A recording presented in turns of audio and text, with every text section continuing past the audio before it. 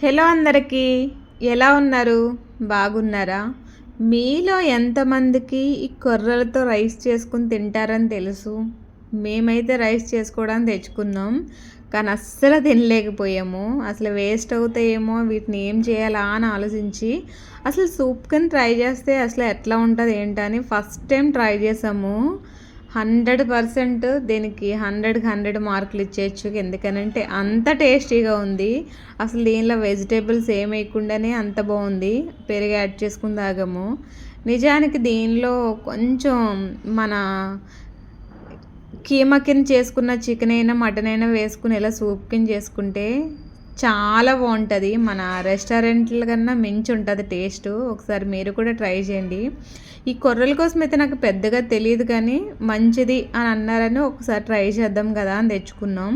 కానీ రైస్ కన్నా ఇలా సూప్ అయితే మాత్రం చాలా బాగుంది. నేను నెక్స్ట్ టైం అయితే వెజిటేబుల్తో ట్రై చేస్తాను.